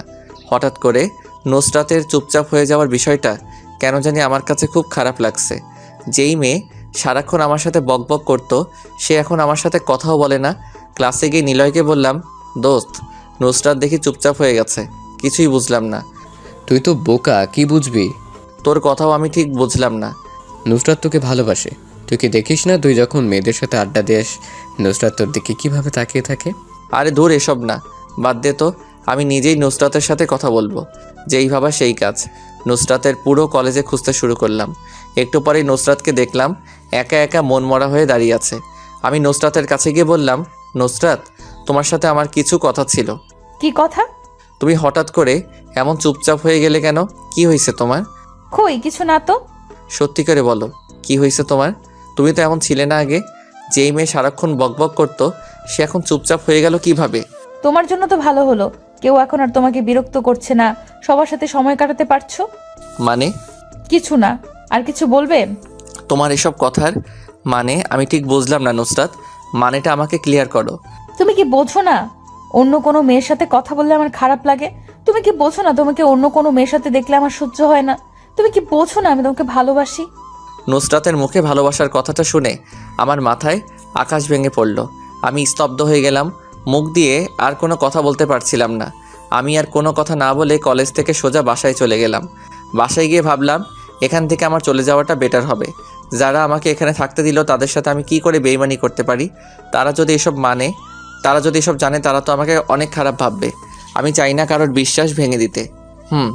নুসরাতকে আমারও ভালো লাগে, কিন্তু আমি চাই না আমার জন্য নুসরাতের বাবা মা কোনো কষ্ট পাক। আমি একটা চিঠি লিখে বাসা থেকে বের হয়ে চলে গেলাম, কাউকে কিছু না বলে। যেইভাবে খালি হাতে এই বাড়িতে আসছি, যেইভাবে খালি হাতে বের হয়ে গেলাম, শুধু মোবাইলটা রাখলাম। আমি আর ঢাকা থাকতে চাই না। আমি এই শহর ছেড়েই চলে যাব। তার জন্য আমি চলে গেলাম রেল স্টেশনে। অন্যদিকে নুসরাত বাসায় গিয়ে আমাকে খুঁজতে থাকে। পুরো বাসা খুঁজেও ঈশানকে কোথাও না পেয়ে নুসরাত ঈশানের রুমে আবার ফিরে আসে। এসেই দেখে খাটের ওপরে একটা চিঠি। নুসরাত দেরি না করে চিঠিটা পড়তে শুরু করে দেয়। চিঠিতে লেখা ছিল, নুসরাত, পারলে আমাকে ক্ষমা করে দিও। আঙ্কেল আন্টিকেও বলবে আমাকে ক্ষমা করে দিতে। দেখো, আমি চাইলে তোমাকে মেনে নিতে পারতাম, কিন্তু আঙ্কেল আন্টির বিশ্বাস আমি কি করে ভেঙে দিতে পারি? যারা আমাকে রাস্তা থেকে তুলে এনে তাদের বাসায় থাকতে দিয়েছে, আমি তাদের সাথে বেইমানি করতে পারি না। ক্ষমা করে দিও। আমি বাসা থেকে চলে গেলাম। নুসরাত চিঠিটা পড়ে কান্না করতে শুরু করে দেয় আর ঈশানকে ফোন দিতে থাকে, কিন্তু ঈশানের ফোন অফ। নুসরাত একটা SMS দিয়ে নিজের হাত কেটে একটা চিৎকার দিয়ে অজ্ঞান হয়ে যায়। নুসরাতের চিৎকারের শব্দ শুনে নুসরাতের আব্বু রুমে চলে আসে। এসে দেখে নুসরাত ফ্লোরের উপর পড়ে আছে আর নুসরাতের পাশেই সেই চিঠি পড়ে আছে। উনি চিঠি হাতে নিয়ে দেখে এই অবস্থা। তাড়াতাড়ি করে নুসরাতকে হাসপাতালে নিয়ে যায়। নুসরাতকে হাসপাতালে নিতে নিতে উনি ঈশানের নাম্বারে অনেকবার কল দিল। ঈশান ট্রেনে অপেক্ষা করে বসে আছে। এবার ঈশান পকেট থেকে ফোন বের করে আর ফোন চালু করে দেখে অনেকগুলো কল। একটা এসএমএসও এসেছে। এসএমএস সিন করে দেখে নুসরাত একটা এসএমএস দিয়েছে। এবার আমি এসএমএসটা পড়তে শুরু করে দিলাম। এসএমএসটা ছিল, ঈশান, আমি তোমাকে ছাড়া বাঁচতে পারবো না। তুমি ভালো থেকো, আমি চলে যাচ্ছি তোমার থেকে অনেক দূরে। আমি এসএমএসটা দেখে আর নিজের চোখের পানি আটকে রাখতে পারলাম না। হঠাৎ করে আমার ফোনটা বেজে উঠল। ফোনের দিকে তাকিয়ে দেখি আঙ্কেল কল দিয়েছে। আমি ফোন রিসিভ করতেই আঙ্কেল বলল, বাবা ঈশান, তুমি কোথায়? নুসরাতের অবস্থা ভালো না, ওকে হাসপাতালে নিয়ে আসছি, তুমি তাড়াতাড়ি আসো। আঙ্কেল, কি হয়েছে নুসরাতের? ও নিজের হাত কেটে ফেলেছে, এখন আমরা ওকে নিয়ে হাসপাতালে আসছি। আমি তোমাকে ঠিকানা দিয়ে দিচ্ছি, তুমি চলে আসো। আমি ফোন রেখে আঙ্কেলে দেওয়ার ঠিকানা অনুযায়ী হাসপাতালের সামনে চলে গেলাম। হাসপাতালের সামনে যেতেই আমার বুকের ভিতরটা কাঁপতে শুরু করে দিল। খুব ভয় লাগছে। আমি হাসপাতালের ভিতরে যেতেই দেখলাম আঙ্কেলের আন্টি দাঁড়িয়ে আছে। আমি তাড়াতাড়ি করে আঙ্কেলের কাছে গিয়ে বললাম, আঙ্কেল, নুসরাতের কি হয়েছে? আমার প্রশ্নের কোনো উত্তর না দিয়ে আঙ্কেল ঠাস করে আমার গালে একটা থাপ্পড় বসিয়ে দিল। আমি হতবাক হয়ে আঙ্কেলের দিকে তাকিয়ে রইলাম। আঙ্কেল আমাকে বলল, সব কিছুই তোমার জন্য হয়েছে। আমার মেয়ের যদি আজ কিছু হয়ে যেত, নিজেকে খুব মহান ভাবো, তাই না? আমি মাথা নিচু করে আঙ্কেলের কথাগুলো শুনলাম, শুধু কিছু বললাম না। আঙ্কেল আবার বলল, ঈশান, নুসরাত আমার একমাত্র মেয়ে। আমি নুসরাতকে অনেক ভালোবাসি। তুমি নুসরাতকে ভালোবাসো, আমাকে বললে কি আমি তোমাদের কিছু বলতাম? তোমার মতো ছেলে পাওয়া তো আমার মেয়ের জন্য ভাগ্য। আঙ্কেল, দেখো ঈশান, আমার মেয়ে কাকে পেলে সুখে থাকবে আমি সেটাই চাই। আমার মেয়েকে আমি তোমার হাতে তুলে দিতে চাই। আশা করি তুমি আমার কথাটা রাখবে। এমন সময় একটা নার্স এসে বলল, রোগীর জ্ঞান ফিরেছে, আপনারা চাইলে দেখা করে আসতে পারেন। আঙ্কেল আমাকে বলল, যাও বাবা, আমার মেয়ের সাথে দেখা করে আসো। আমি আর কোনো কথা না বলে নুসরাতের কেবিনের দিকে চলে গেলাম। কেবিনের ভিতরে যেতেই নুসরাত আমাকে দেখে নিজের মুখ ঘুরিয়ে নিল। আমি নুসরাতের কাছে গিয়ে কান্না মাখা গলায় বললাম, এসবের মানে কি নুসরাত? তোমার যদি কিছু হয়ে যেত তখন কি হতো? তুমি তো খুশি হতে, আর কি? তুমি তো এটাই চাইছো, যাতে আমি মরে যাই। একদম চুপ, এসব কথা আর কখনো বলবে না। কেন? কারণ আমিও তোমাকে ভালোবাসি। সত্যি? হুম। নুসরাত এবার ঈশানকে জড়িয়ে ধরে। ঈশানও নুসরাতকে জড়িয়ে ধরে খুব শক্ত করে। এমন সময় আঙ্কেল আন্টি ভেতরে চলে আসে। আঙ্কেল আন্টি আসার শব্দ শুনে দুজনেই লজ্জা পেয়ে যায়। ঈশান লজ্জা পেয়ে কেবিন থেকেই বেরিয়ে গেল। পরের দিন নুসরাতকে বাড়িতে নিয়ে যাওয়া হলো। নুসরাত আর ঈশানকে একসাথে বসিয়ে রেখে আঙ্কেল বলল, বাবা ঈশান, তোমাকে একটা কথা বলার ছিল। কি কথা আঙ্কেল? আমি তোমার আর নুসরাতের বিয়েটা দিয়ে দিতে চাইছি। আমি চাই তোমরা বিয়ে করে সংসার জীবন শুরু করো। আঙ্কেল, আর কয়েক মাস পরে আমাদের পরীক্ষা। এখন বিয়ে করা কি ঠিক হবে? এতে আমাদের পড়াশোনার ক্ষতি হবে। ঠিক আছে, তাহলে তোমাদের পরীক্ষার পরেই তোমাদের বিয়ে হবে। আমি নুসরাতের দিকে তাকাতেই নুসরাত একটা মুচকি হাসি দিল। আমি রুমে চলে গেলাম। কিছুক্ষণ পরে নুসরাত আমার রুমে চলে আসে। তুমি এই সময় এখানে? আসতে মানা নাকি? এই রুমে তো কিছুদিন পরে আমিও থাকবো। থাকবে সেটা কিছুদিন পরে, এখন না। এখন নিজের রুমে গিয়ে ঘুমিয়ে পড়ো। না, একটা দাও। কি দেব? বুঝে না, কিস দাও। এবার আমি নুসরাতের কপালে একটা চুমু দিলাম। দেখতে দেখতে আমাদের পরীক্ষা চলে আসলো। খুব ভালোভাবে পরীক্ষা দিলাম দুজনেই। পরীক্ষার রেজাল্টও খুব ভালো হয়েছে আমাদের। আঙ্কেল আমার কাছে এসে বলল, ঈশান, এবার তোমাদের বিয়েটা দিয়ে দিতে চাই। আপনি যেটা ভালো বোঝেন। তুমি কি তোমার পরিবারকে জানাবে? আঙ্কেল, এখন আমার পরিবার বলতে শুধু আপনারাই আছেন। আমার অন্য কোনো পরিবার নেই। তো আর কাউকে জানানোর প্রয়োজন মনে করি না। যে পরিবার আমাকে অবিশ্বাস করে বাড়িঘর ছাড়তে বাধ্য করছে, তারা আমার কিসের পরিবার? ঠিক আছে বাবা, তাহলে আগামীকাল বিয়ের কাজ শুরু করি। ঠিক আছে আঙ্কেল। পরের দিন কোনো ঝামেলা ছাড়াই আমার আর নুসরাতের বিয়েটা হয়ে যায়। তেমন বড় করে অনুষ্ঠান করা হয়নি, না হলে আমার সকল পাঠক পাঠিকাদের ইনভাইট করতাম। যাই হোক, বিয়ের সব কাজ সম্পন্ন হয়ে গেল। বিয়েতে শুধুই আমার আর নুসরাতের কয়েকজন বন্ধু আসছে, নিলয়ও আসছে। ভালোই ভালোই বিয়েটা হলো। দেখতে দেখতে রাত হয়ে গেল। বাসর ঘরের নতুন বউ অপেক্ষা করছে আমার জন্য, আর এই দিকে আমার বন্ধুরা আমাকে যেতেই দিচ্ছে না। আল্লাহই ভালো জানেন আমার কপালে কি আছে আজ, ভালোবাসা নাকি দুঃখ। নিলয়কে বললাম, দেখ ভাই, তোরা তো জানিস নুসরাত কতটা রাগী। এত লেট করলে আমার খবর আছে। বুঝতে পারছি, বউ পেয়ে এখন বন্ধুদের ভুলে গেলি? আরে ধর, কি বলিস? আসলে রাত তো অনেক হচ্ছে। ঠিক আছে, চল তোকে দিয়ে আসি। এবার ওরা আমার সাথে আমার বাসর ঘরের সামনে গিয়ে দাঁড়িয়ে গেল। দরজার মধ্যে হালকা ধাক্কা দিতেই দরজা খুলে গেল। আমার বন্ধুরা এক ধাক্কা দিয়ে আমাকে বাসর ঘরের ভিতরে ঢুকিয়ে দিয়ে বাহিরে দরজা বন্ধ করে দিল। আমিও ভিতর থেকে দরজা লক লাগিয়ে দিলাম, কারণ এইগুলোর উপরে আমার কোনো বিশ্বাস নেই। খাটের সামনে দাঁড়িয়ে রইলাম। শুনেছি বাসর ঘরে নাকি বউ এসে বরকে সালাম করে। এখন দেখি আমার বউ এখনও খাটের উপরে বসে আছে। আমি খাটের কাছে গিয়ে বললাম, এই তুমি আমাকে সালাম করলে না কেন? নুসরাত নিজে নিজে তার ঘোমটা সরিয়ে আমার পাঞ্জাবির কলার ধরে বলল, তুই এতক্ষণ কোথায় ছিলি? কখন থেকে তোর জন্য অপেক্ষা করে বসে আছি আমি। বরকে কেউ তুই করে বলে? ছি, আবার বরের কলার ধরে আছে। তোকে আমি খুন করে ফেলবো। আল্লাহ বাঁচাও, আমি কাকে বিয়ে করলাম? বাসরাতে হাজব্যান্ডকে মারতে চাই। এবার নুসরাত রুমে লাইট অফ করে দিল। লাইট অফ করার পরে বুঝলাম কি কোন মারার কথা বলছে। বিলাই মারা। বাসরাত কি আর বলবো, দুজনেই মেতেছিলাম ভালোবাসায়, হারিয়ে গিয়েছিলাম ভালোবাসার অন্য এক দুনিয়ায়। কিছুক্ষণ পরে নুসরাত আমার বুকে মাথা রেখে ঘুমিয়ে পড়ে। আমিও ঘুমিয়ে যাই। সকালে ঘুম থেকে উঠে দেখি নুসরাত নেই। চোখে অনেক ঘুম, তাই আবার ঘুমিয়ে পড়লাম। একটু পরে কারো ডাকে ঘুমটা ভেঙে গেল। তাকিয়ে দেখি নুসরাত। আর কত ঘুমাবে তুমি? রাতে তো ঘুমাতে দাওইনি, এখনো কি ঘুমাতে দিবে না? আর ঘুমাতে হবে না, উঠো উঠো, ফ্রেশ হয়ে নাও। নুসরাতের হাত ধরে একটানে নিজের কাছে নিয়ে আসলাম। নুসরাতের কপালে একটা চুমু দিয়ে বললাম, দুজনে একসাথে আবার গোসল করব। কি বুঝো নাই? শয়তান! এই কথা বলে নুসরাত আমার থেকে নিজেকে ছাড়িয়ে রুম থেকে বাহিরে চলে গেল। আমিও উঠে ফ্রেশ হয়ে নিলাম। খাবার খাওয়ার জন্য চলে গেলাম। খাবার শুরু করব এমন সময় আঙ্কেল বলল, থুক্কু, উনি তো এখন আমার শ্বশুর। শ্বশুর যে আঙ্কেল বললে পাবলিক কি বলবে? ঈশান, আমার বয়স হয়েছে, আমি চাই এবার আমার অফিসটা তুমি সামলাও। আমি কি পারবো একা এত বড় অফিস সামলাতে? তুমিই পারবে আমার অফিস সামলাতে। ঠিক আছে। এখন অফিসে জয়েন করতে হবে না, কিছুদিন যাক, তারপর অফিসে জয়েন হবে। ঠিক আছে আঙ্কেল। নুসরাত রাগীভাবে তাকিয়ে বলল, ওটা তোমার আঙ্কেল না, শ্বশুর হবে। আর শ্বশুরকে আব্বু বলবে, ঠিক আছে? আচ্ছা ঠিক আছে। খুব ভালোভাবেই কেটে গেল আমাদের কিছুদিন। নুসরাতের সাথে অনেক ঘোরাঘুরি করলাম। আমি অফিসের কাজে জয়েন করলাম। আব্বু আমাকে সবার সাথে পরিচয় করিয়ে দিলেন অফিসের বস হিসেবে। দেখতে দেখতে কয়েকটা মাস কেটে গেল। হঠাৎ করে আমার বন্ধু নিলয় আমাকে ফোন করে বলল সে আমাদের বাসায় এসেছে। তো আমি অফিসের কাজ শেষ করে বাসায় চলে গেলাম। বাসায় গিয়ে দেখি নিলয় আর তার পুরো পরিবার আমার বাসায় এসে বসে আছে। আমি সবাইকে দেখে একটু অবাক হলাম। নিলয় আর তার পুরো পরিবারকে আমার বাসায় দেখে আমি একটু অবাক হয়ে গেলাম। এবার আমি তাদের সামনে যেতেই নিলয়ের আম্মু বলল, বাবা, আমি তোমার কাছে আসছি। জি আন্টি, বুঝতে পারছি, কিন্তু আপনি কেন এত কষ্ট করে আসতে গেলেন? আমাকে বললেই তো আমি নিজেই চলে যেতাম আপনাদের বাসায়। আসলে বাবা, আমি তোমাকে দাওয়াত করতে আসছি। কিসের দাওয়াত? নিলয়ের বিয়ে ঠিক করেছে। আগামী শুক্রবার নিলয়ের বিয়ের দিন তারিখ ঠিক করেছে। তোমাদের সবার দাওয়াত। এটার জন্য বাসায় না এসে ফোনে বললেই হতো। আর সব থেকে বড় কথা হলো নিলয় তো আমাকে কিছুই বলল না। নিলয়কে না জানিয়ে বিয়ে ঠিক করে ফেলেছে।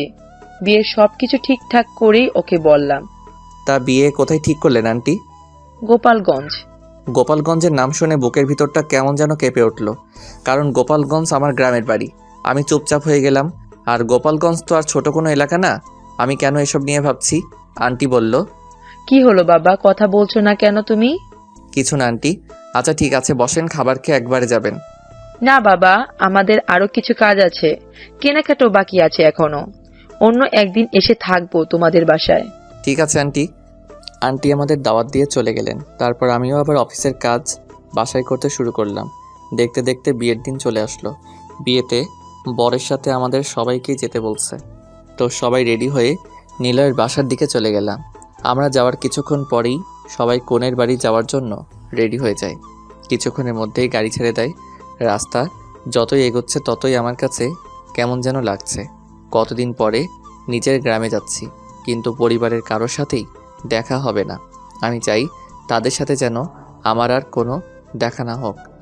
4 ঘন্টা পরে আমরা গোপালগঞ্জ পৌঁছে গেলাম। গাড়ি এবার যতই যাচ্ছে মনে হচ্ছে গাড়ি আমার বাড়ির দিকে যাচ্ছে। সেই পরিচিত রাস্তা, পরিচিত গাছপালা। কিছুক্ষণ পরে দেখি গাড়ি আমার বাসার সামনে গিয়ে দাঁড়ালো। তখন আমার বুকের ভিতর কেঁপে উঠল। তাহলে শেষে আমি আমার বাড়িতে চলে আসলাম।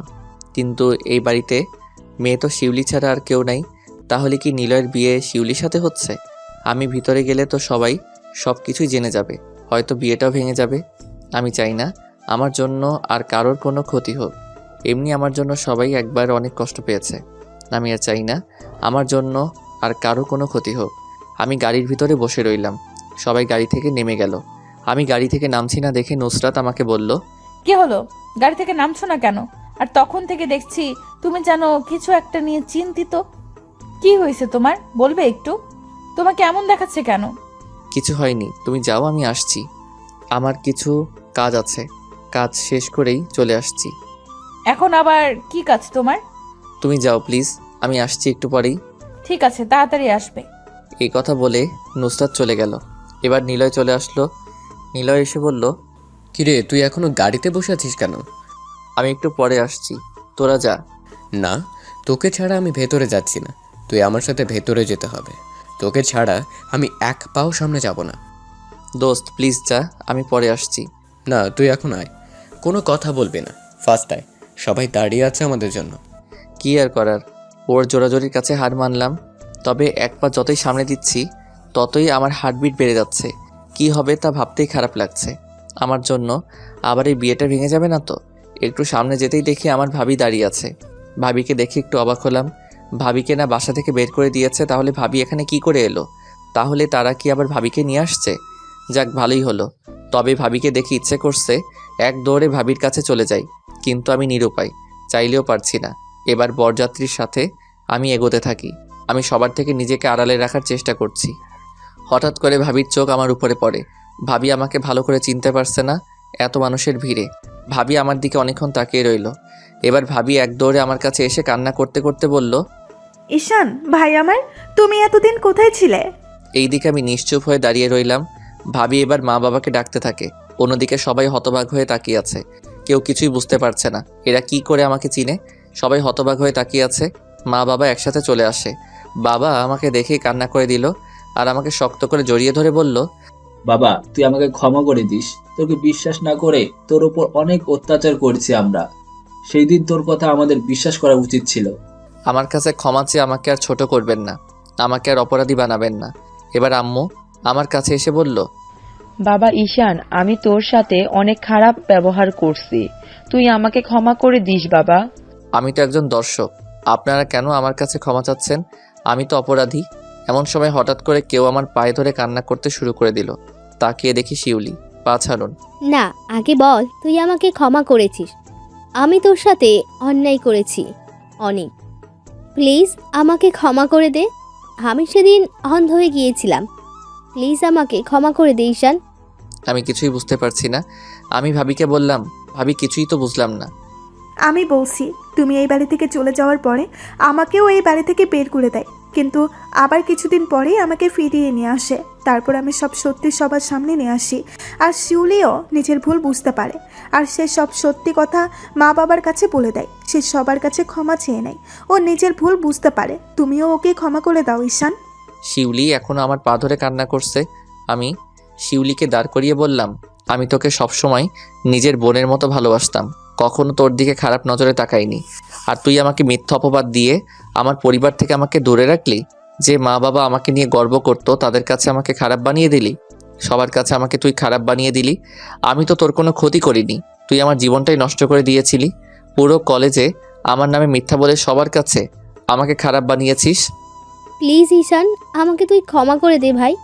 আমি জানি ক্ষমা পাওয়ার যোগ্য আমি না, তাও তোর কাছে আমি ক্ষমা চাইছি। প্লিজ আমাকে ক্ষমা করে দে ভাই।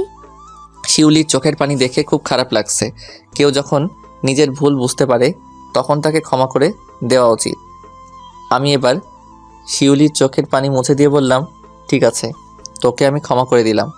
এবার শিউলি আমাকে জড়িয়ে ধরে কান্না করতে থাকে। আমি শিউলির মাথায় হাত বুলিয়ে দিয়ে বললাম, পাগলি, এইভাবে আর কান্না করতে হবে না। এবার আমার বাবা আমার কাছে এসে বলল, বাবা, তোকে আমি কত জায়গায় খুঁজেছি কিন্তু কোথাও খুঁজে পাইনি। বাবা, তোকে আর আমরা হারাতে চাই না। তুই এবার থেকে আমাদের কাছেই থাকবি। সরি বাবা, সেটা সম্ভব না। তোমাদের উপরে আমার আর কোনো রাগ অভিমান নেই, কিন্তু এখানে থাকা আমার পক্ষে সম্ভব না। কারণ তোমরা যখন আমাকে অবহেলা করছিলে, তোমাদের অবহেলার শিকার হয়ে যখন আমি বাড়ি ছেড়ে চলে যাই, তখন আমি নতুন একটা পরিবার পাই, যেখানে আমি তোমাদের নিজের ছেলে হওয়ার পরেও আমার কথা বিশ্বাস করলে না। সেখানে একটা পরিবার আমাকে চিনে না, জানে না, তারা আমাকে তাদের পরিবারের একজন করে নিতেছে। একটা দিন তো আমার খোঁজ নাওনি, কেমন আছে ছেলেটা, এসব বলছি আর আমার চোখ দিয়ে পানি পড়ছে। তখন আমার কাঁধের উপরে হাত রাখলো নুসরাতের বাবা।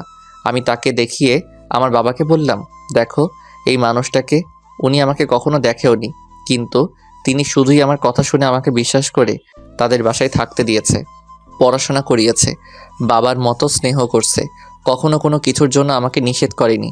সব থেকে আসল কথা কি জানো বাবা, উনি ওনার সব থেকে মূল্যবান সম্পদ ওনার মেয়েকে আমার হাতে তুলে দিয়েছে। আমি এবার নুসরাতকে সবার সামনে নিয়ে আসলাম। নুসরাতের সাথে আমার মা বাবার পরিচয় করিয়ে দিলাম। নুসরাত এবার সবাইকে সালাম করলো। এবার আমার কাকা কাকি আমার দিকে এগিয়ে এসে বলল, না তোমাদের কোনো দোষ আমি দেই না, আমার কাছে ক্ষমা চেয়ে আমাকে আর ছোট করবেন না। কিন্তু আমার এটাই বেশি খারাপ লাগছে যে তোমাদের সামনে আমি ছোট থেকে এত বড় হলাম, তোমরা আমাকে চিনতে পারলে না। আমার শুধুই এই একটাই কষ্ট। আমার এসব কথা শুনে সবার চোখে পানি। এবার আমি সামনের দিকে তাকাতেই দেখি স্নেহা দাঁড়িয়ে আছে। স্নেহাকে দেখে অনেক খারাপ লাগছে। কি মেয়েটা কি হয়ে গেল, চোখের নিচে কালো দাগ বসে গেছে, আগের থেকে অনেক রোগা হয়ে গেছে, দেখেই মনে হয় সবসময় কান্না করে, চোখ লাল হয়ে আছে। স্নেহা কিছুক্ষণ আমার দিকে তাকিয়ে থেকে এবার ধীরে ধীরে আমার কাছে আসতে থাকে। আমার কাছে এসে আমার পায়ে ধরে কান্না করতে শুরু করে। কেন জানি স্নেহার কান্না আমি সহ্য করতে পারছি না। স্নেহা আমাকে বলল, ঈশান, আমি তোমাকে এতদিনও চিনতে পারিনি। তোমাকে আমি অনেক কষ্ট দিয়েছি, তোমার গায়ে হাত তুলেছি, তোমাকে অবিশ্বাস করেছি, তোমার কথা শুনতে চাইনি। ঈশান, যেদিন আমি আসল ঘটনা জানতে পারি তখন ইচ্ছে করছিল নিজের গলায় দড়ি বেঁধে মরে যেতে, কিন্তু আমি সেটাও পারিনি। শুধুই বেঁচে আছি তোমার কাছে ক্ষমা চাইবো বলে। একটা মানুষকে আমি কতটা কষ্ট দিলাম। তোমার খারাপ সময়ে আমি তোমার পাশে না থেকে তোমাকে দূরে সরিয়ে দিয়েছি। বারবার তোমার একটা কথা আমার মনে পড়ছে, সেটা ছিল, প্লিজ নেহা আমার কথাটা একটু শোনো। কিন্তু আমি সেদিন তোমার কোনো কথা শুনতে চাইনি। আমাকে ক্ষমা করে দাও ঈশান। আনার ভাবি আমার কাছে এসে বলল, ভাই স্নেহা প্রতিদিন এই বাড়িতে এসে তোমার কথা জিজ্ঞেস করে। মেয়েটা সবসময় কান্না করে শুধুই তোমার জন্য। তুমি ওকে ক্ষমা করে দাও, ও নিজের ভুল বুঝতে পারছে। আমি ক্ষমা করে দিলাম, কারোর উপরে আমার কোনো রাগ নেই। স্নেহা বলল, ঈশান, আমাকে কি আরেকটাবার তোমার জীবনে নেবে? সেটা আর সম্ভব না স্নেহা। তোমার প্রতি একটা সময় আমার ভালোবাসা ছিল, এখনও কোনো ভালোবাসা তোমার জন্য নেই। আমি এখন অন্য কারো, আর তাকে নিয়ে আমি অনেক ভালো আছি। আর সব থেকে বড় কথা, আমি বিবাহিত। আমার কথা শুনে স্নেহার চোখ দিয়ে টপ টপ করে পানি পড়তে থাকে। স্নেহা আমাকে বলল, আমি নিজের দোষে তোমাকে হারিয়ে ফেলেছি। স্নেহা এবার নুসরাতের কাছে গিয়ে বলল, বোন, ঈশানকে কখনো কোনো কষ্ট দিও না, খুব ভালো ছেলে। স্নেহা আমার হাত ধরে নুসরাতের হাতের উপরে দিয়ে স্নেহা কান্না করতে করতে বাড়ি থেকে বেরিয়ে গেল। নিলয় আমার কাছে এসে বলল, ঈশান চল। চলো মানে কোথায় যাবি? এখানে আমার বিয়ে করা সম্ভব না। যে তোকে মিথ্যা অপবাদ দিয়ে বাসা থেকে বের করে দিয়েছে, সেই মেয়েকে আমি বিয়ে করতে পারবো না দোস্ত। একদম চুপ, তুই এখানেই বিয়ে করবি। আর সব থেকে বড় কথা, শিউলি আমার বোন। আমি থাকতে আমার বোনকে বিয়ে না করে তুই এখান থেকে যেতেও পারবি না। আর ও তো নিজের ভুল বুঝতে পেরেছে, আমিও ক্ষমা করে দিয়েছি। তাহলে তোর আপত্তি কিসের? তুই এই বিয়ে করবি, এটাই আমার শেষ কথা। নিলয় আর আমাকে না করতে পারিনি। নিলয় বিয়ে করার জন্য রাজি হয়ে গেল। নুসরাতের মা বাবার সাথে আমার মা বাবার পরিচয় করিয়ে দিলাম। সবার সব ভুল ভেঙে গেল। ভালোভাবে বিয়ের কাজ শেষ হয়ে গেল।